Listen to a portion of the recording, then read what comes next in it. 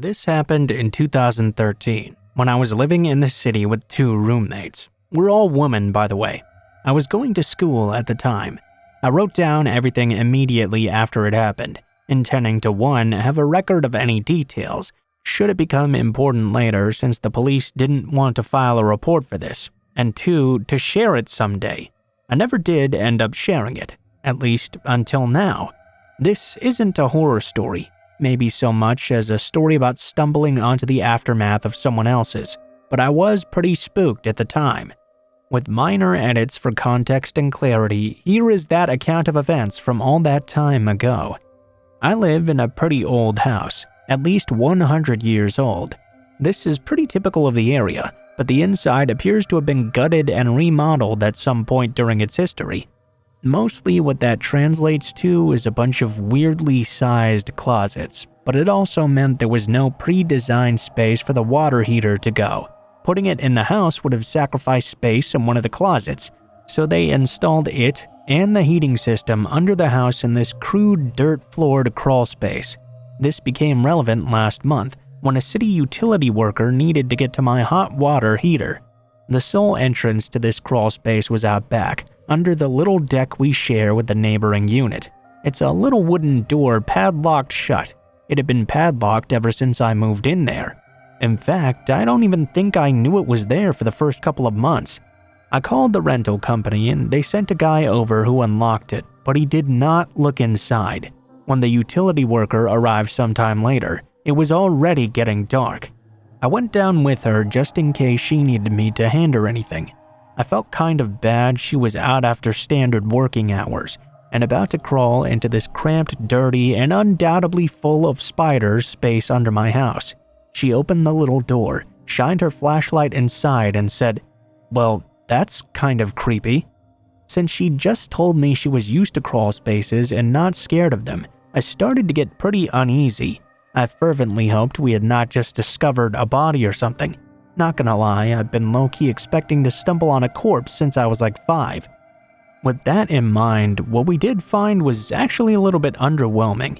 Inside the cramped space under the house, lit by the tech's flashlight, was an improvised camping setup, a sleeping bag on a stack of filthy foam, camping mattresses, a suitcase spilling clothes out onto the dirt, and a clothesline hung with yet even more clothes.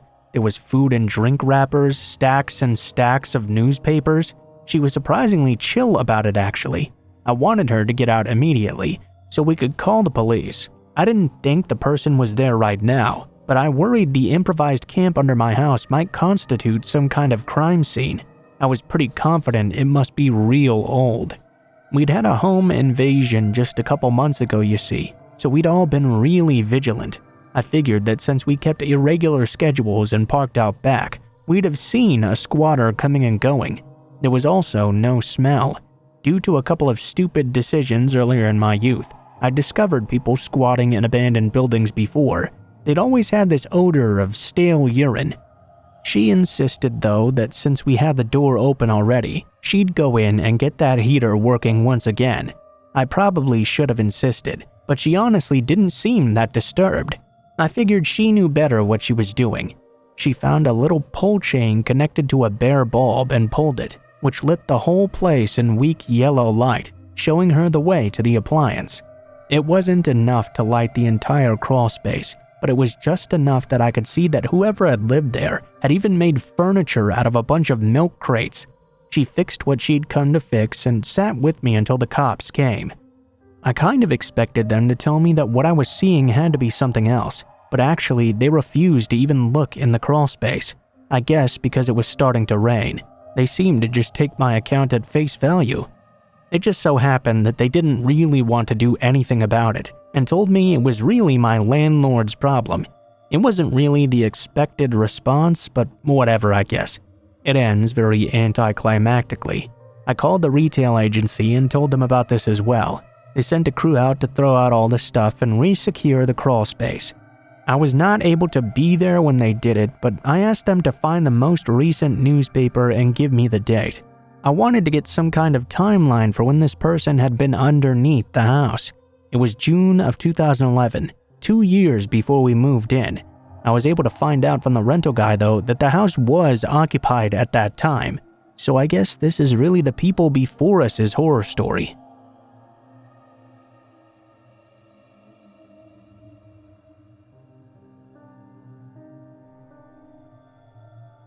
Hey guys, just wanted to let you know this does contain some NSFW content.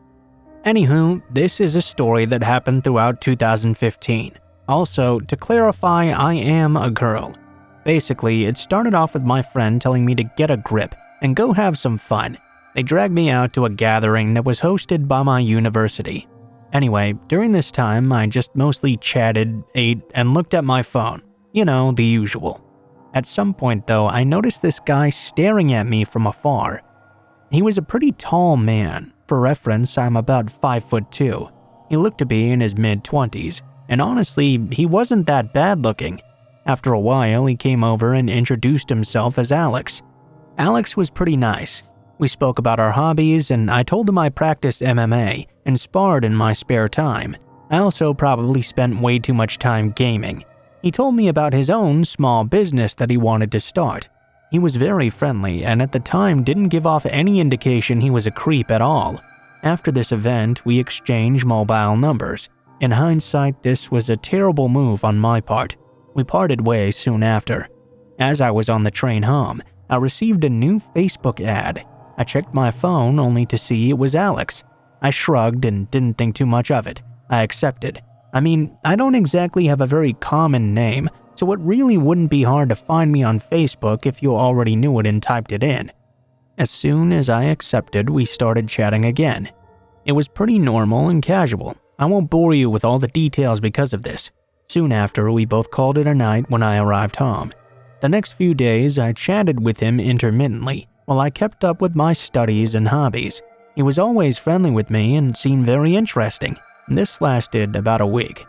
After that initial week, my image of Alex completely changed. He began to add a lot of innuendos to the conversation. I brushed it off at first because I thought this was him feeling more comfortable with me. Then he began to send me messages describing my body, saying how he wanted to have sex with me since he first saw me, how he wanted me so much. I declined and told him I had a boyfriend, but I would be cool with just being friends with him instead. Alex, of course, did not give up. He began to send me photos of himself naked, as well as a lot of porn. He also sent a lot of questions asking if he could do what was depicted in the porn to me, as well as film him having sex with me. I blocked him then and there on my phone, as well as on Facebook. I told all my friends, but they just sort of laughed it off. They were basically telling me how I'm always too friendly until it's too late, hence why I keep getting myself into these situations. Things were pretty calm for about 2 weeks, until one morning I received a notification from Facebook letting me know I had a new message request. Of course, this was Alex from a different account. This time though, it was not porn or an innuendo or a sexy question. It was my full address. To clarify, Alex and I did not share any mutuals. There should have been no way for him to find out my address, because none of my friends at university know me well enough to know it. Needless to say, I was pretty freaked out. I told my boyfriend, who was furious with Alex. He notified my friend's mother, who happened to be a police officer. She lived close by, so she promised to keep an eye out. During this time, Alex kept messaging me with different numbers and accounts, most of them containing my address, and him telling me how much I turned him on and how he was going to get me one day. In a fit of stupidity and anger, I messaged him back, telling him to stay the fuck away. I would not hesitate to kick his ass if he ever laid a hand on me. He simply replied with a smiley face, and I didn't hear from him until 3 months later. Fast forward those 3 months. I had practically forgotten about Alex until one night in bed with my phone when it vibrated. It was a text from an unknown number asking how I was. I replied not even knowing who it was, and shortly after I received a text back. "It's Alex. Don't you remember me?" I didn't reply, and it got even creepier. 5 minutes later, my phone vibrated again. "I'm outside your house. Which room is yours?" I'm surprisingly not freaking out, even as he described my house in full detail. I called my boyfriend, who said he would be right over. He lived about 10 minutes away. I grabbed a sword off my rack and hung onto it in case I would need it. I was also trying to get in contact with my friend's mother, but it was practically 2 a.m. at this point, and I was just not getting through. This whole time I was still getting texts from him, the most vivid ones saying, "I know you have a boyfriend, but it isn't cheating if you lie under me naked and let me come all over your body. I just want a cute girl to be rough with." He then told me how much he wanted to come in my eyeballs and choke me. I probably shouldn't have even replied, but being the hot-headed idiot I am, I said, "Fuck off, I have a sword." I've got a knife, you know. That didn't sit too well with me. I texted him back saying I'd called the police and given them his number as well. I told him my boyfriend was coming right over too. A very short while later, I heard a car start and drive away, and my phone vibrated one more time. "Well, if you ever want to have sex, you know where I am." The day after I alerted campus security, my friend's mother filed an official report for me, and I gave them all his details. I haven't heard from him since, and I pray 2016 is completely Alex-free.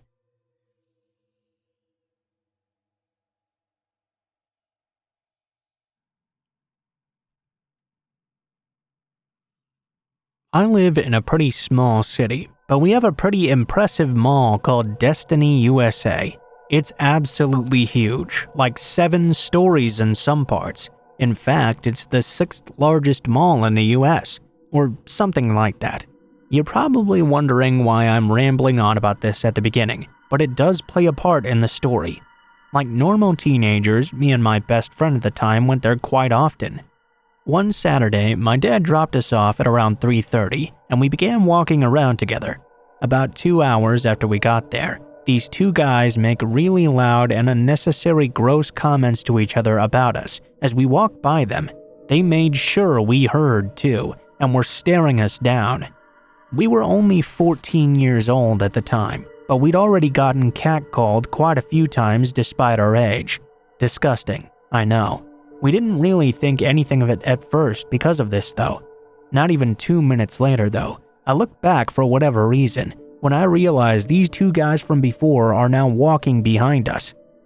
I was feeling a little bit uneasy now, but not too worried. I told my friend anyways though, and we decided to keep going and take unexpected turns into stores to make sure they weren't actually following us. We went into various stores on that floor. Whenever we would come out, they were always lingering nearby on a bench, not actually sitting down. They would begin walking again as soon as we exited the store. At this point, we started panicking.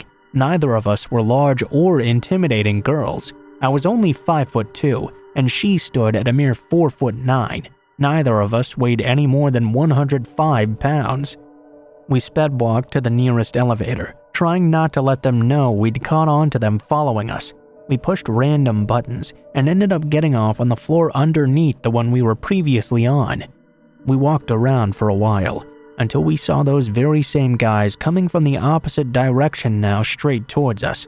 My friend alerted me, and we went back the way we came from. We took the escalator up to another floor, then ran over to a section of the mall that was just recently built. After a good distance into this new section, we started peeking over the railing onto the floor below us. It didn't take very long for those 2 fuckers to show up there, frantically looking around and obviously searching for us. As I mentioned though, our mall is huge. It was super unlikely to ever see the same person twice, let alone multiple times in a matter of minutes. I started planning in my head what we were going to do. I soon realized that since they were directly underneath us, even if we decided to take off, there was a balcony sort of thing on all floors that allowed you to look down onto the ones below. This meant they could see us pretty much anywhere we decided to go if we were on a lower floor. We tried sneaking into a nearby store and out of view of them, all while praying they would not look up to the floor above them. Just then though, we could hear a loud, "There they are, come on, let's go!"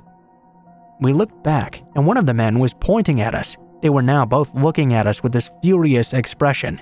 They started booking it to one of the escalators that led to the floor we were currently on. Me and my friend were in full panic mode now. She was hyperventilating, and I felt like I was going to throw up. We started hauling ass trying to get away from them. We continued running, starting to slow down from exhaustion. Now, the two dudes were off the escalator and were almost directly adjacent to us. My friend told me to text my dad and tell him we were ready to leave, to get his car from the parking lot and bring it to the front entrance to pick us up. Luckily, my dad usually drops us off, then does his own shopping while we're walking around. Therefore, if anything happened, he was not too far away and we could meet up with him easily. We were tearing ass through this huge building, scared as fuck, trying to text my dad while these two dudes were running after us. They were gaining speed and getting closer by the minute. Luckily, when we got to the entrance of the mall, we saw my dad. The two guys that were following us reluctantly backed off. I'm very thankful my dad was still there, since the security guards at that mall are basically useless. No bystanders even asked us what we were running from. It may not seem that scary, but it was terrifying, given we were only 14 years old. It's been about a year since this happened, but this and a few other scary encounters caused me to buy a taser, mace, and a hunting knife.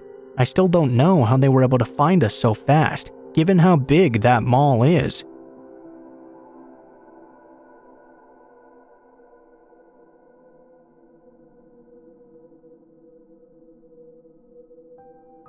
Years ago, I was home from university and was spending the evening with my girlfriend. We were both feeling a little bit frisky, but since we were home from college at our parents' houses, we decided to go for a little drive. Our hometown was fairly rural, so it didn't take much time for us to drive out somewhere on a country road near an alfalfa field where we could have some privacy. Hardly anyone would drive past here, maybe one truck every other hour or so. The engine is off, the lights are off, our seats are reclined. My car was small, so there wasn't any room to get in the back and really go at it, but tenderness is tenderness whether there's a stick shift between you or not. That night though, I'm real glad I had to stay in the driver's seat. Just as things were beginning to get real heated, I see some headlights in the rear view mirror coming up the road. That's not a big deal, so I toned down the action a bit waiting for it to pass us by. As the trucks get closer though, its headlights suddenly go dark. My girlfriend wasn't totally aware of this yet, but I pulled away a bit out of curiosity. Then I heard the coasting gravelly crunch of a vehicle pulling off onto the gravel just behind us. It was completely dark there, no streetlights or anything to go by. With what moon there was though, I could barely make out the outline of a truck behind us. No cab lights, no running engine. I quickly asked my girlfriend if her door was locked. This stopped her dead in her tracks. She said it was and asked what was wrong. I told her there was now someone behind us, parked in the dark in the gravel. She immediately straightened herself up, and I put my seat back up as well, never taking my eyes off the mirror. I saw the driver's side door to the truck open. The cab lights still didn't turn on, and I never saw anyone get out, but that was my sign to leave immediately. I told my girlfriend we needed to leave right now, to which she quietly replied an okay. I started up the vehicle, trying my very best to not spin out in the gravel. I drove as fast as I could onto the road. We drove in silence for about 2 minutes, heading back towards town, when I noticed I could not see the sky clearly behind our vehicle. We were being followed. The truck still did not turn on its headlights, but it was tailgating me very closely now in the dark.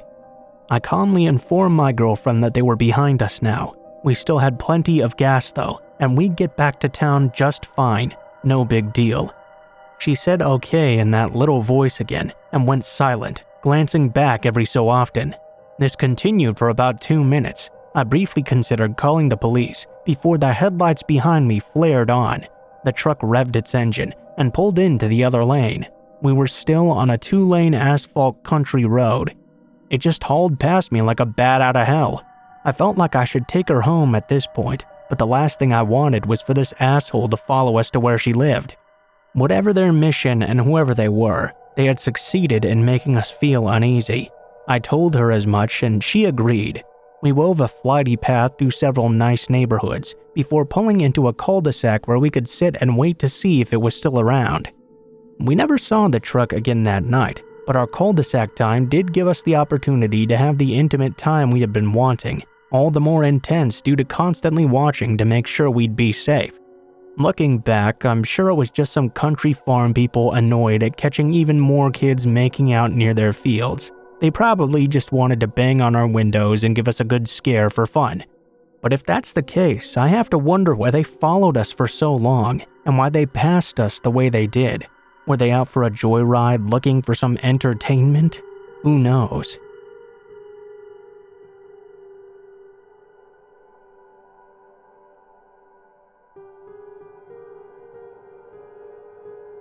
Although I make a personal appearance in this story, this encounter actually happened to my brother. I'll recount it the way he told me it went down. My brother Nova was excitedly going to a midnight premiere with his friend Sam. Both of the guys were quite young and eager, basically the most pumped two teen boys can be. It was a movie showing at midnight for Man of Steel. They had arranged for Nova's darling older sister, me, to pick them up during her lunch. Graveyard life at the time, once that movie was over. The evening started out pretty harmless. There were tons of people around, a couple of familiar faces they waved down as well. This was a small town after all. Out of nowhere though, this older guy, think late 20s, to younger teens that's older, and girl closer to their age approached them. They were sort of dressed like everyone in middle school used to dress, Hot Topic drapery and the like. Still though, they were seemingly friendly, and due to the high energy level nerd gatherings create, Nova and Sam weren't in the least bit alarmed. Quickly, the man did start to act a bit odd though, with questions that might not necessarily be deemed as creepy if asked in another way. So, you two young boys are here by yourselves, eh? Guys like you don't have girlfriends to come with you? Nova and Sam exchanged looks and decided to lie. They said that yes, they did have girlfriends, they just weren't here right at the moment. They even got a mutual friend to pretend to be one of their girls, but unfortunately she had to sneak off to be with her actual boyfriend. The man then tried to fix the question by adding something else. Oh, that's a shame. See, my sister here thinks you guys are really cute, and so do I. The man then laughed in a really flirty way. Nova and Sam were quite shocked. This guy had just heard they were straight, but it straight up felt predatory since he was significantly older than them. He asked even more questions, delighted to find out they were still in high school. Nova was trying really hard to disclose nothing, but Sam was a bit more naive. He told one too many details. Fortunately, they were saved right in that moment. The scramble for good seats began, and they ran for one of the theaters. Nova and Sam were relieved when they did find seats, and quickly joked off what had happened. By the time the previews had started, they had calmed down and decided the creepy man and his sister were just messing with them for their own enjoyment. To their dismay though, the man and sister came in and specifically searched them out, then sat right down next to Nova. The man made a casual joke about how the boys had run, and he was so glad to be able to find them again. At this point, the boys were unsure what to do. Nova had never had something like this happen, and he really wanted to see this movie. The movie started, and the man began to whisper sexual comments to them.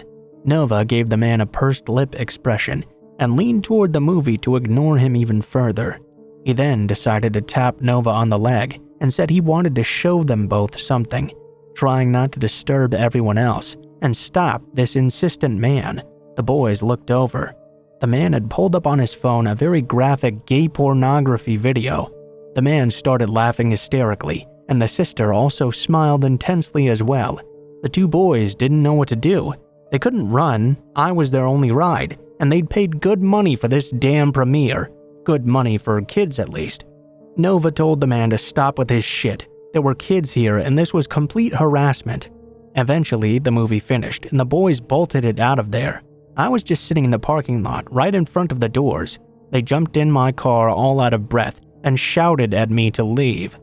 We gunned it out of the parking lot and the boys looked all around them. They refused to tell me what had happened until I had them back home. Words can't describe how furious I was. I wanted to turn around and fold those people up in 5 ways, then leave them as a cat toy. In the end, nothing else came of it though. My brother Nova did say the bizarre experience was in a way really educational. He couldn't imagine being a girl and feeling that type of sexual harassment all the time. Both the boys decided from then on out they would always take dates with them to midnight movie showings from then on.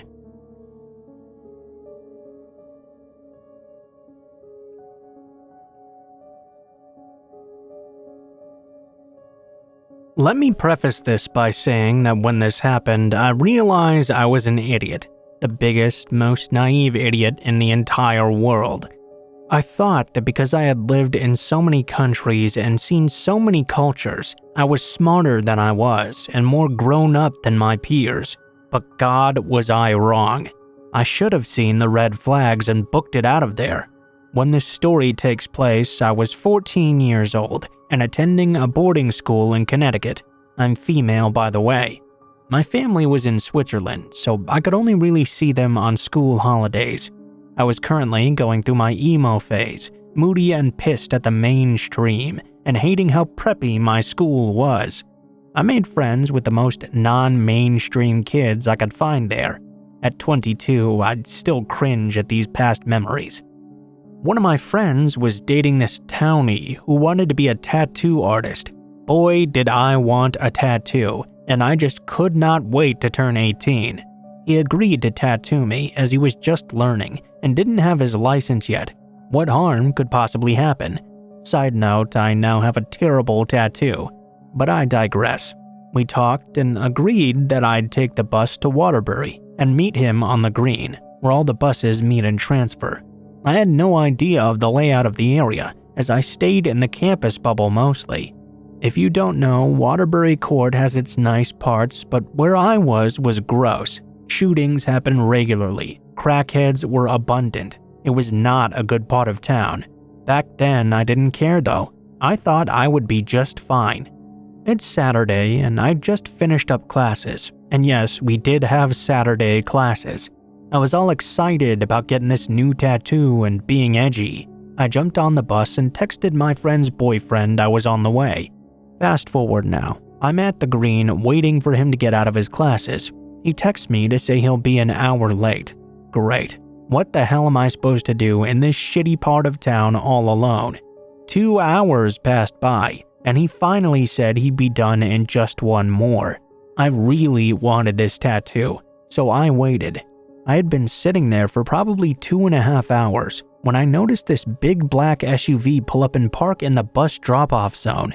This big guy came out. The windows were tinted, so I didn't know if he was alone. He sat down right next to me. There were loads of empty benches around, but of course he chose the one I was on. Red flag immediately. I was dressed in a band shirt, black skinny jeans with Converse, weird colors in my hair, the usual emo regalia. Nothing was revealing, but I did stick out like a sore thumb. I thought he just wanted to talk to me because I looked different. Again, I was a total idiot. He started right off with asking what I was doing there, where I'm from, how old I am. I thought I could take on the world, so I boldly told him I was 14, but way more mature than people my age. Then things started to get bad. His eyes lit up immediately when I said my age. He asked if I was a virgin and if I'd ever given anyone a blowjob. Immediately I panicked. I started stuttering and my face got bright red. He laughed and put his hand on my thigh and squeezed. He said I could jump into his car and he'd treat me just right, bring me back in a few hours or so. I didn't know what to do or say. I was now looking around for an adult, but there was a lull and no buses were there. The man pulled me in closer to him, and now I was terrified. Baby girl, it'll only be a few hours. Let me show you how a real man does it. Ever had a black dick before? Once you go black, you never go back. He laughed deeply after this and stared right into my eyes. I lost it at this point. I was nauseous and about to cry. He saw me crying and smiled even more, wiping a tear and clearly enjoying how uncomfortable I was. He got up and started tugging my arm to get me to go with him and steered me toward his car. I tried my best to resist, but it was a 5'8", 140-pound girl against a 6'2", 250-pound man. He started to get aggressive when I resisted and had me really close to his car now. Suddenly, I heard someone yell out, "Hey, get away from her!" The black man let me go and booked it to his car. He peeled off like he was being chased by the police. He probably thought it really was the police, to be honest. I looked at who had saved me. It was a bus driver who had been waiting for his shift to start and watching us from the nearby Dunkin's. I fell to the ground and started sobbing.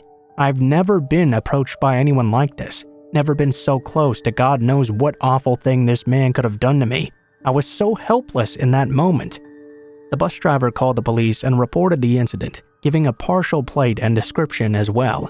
I tried my best to give a description of the guy, but I was in such shock I don't think it was very useful.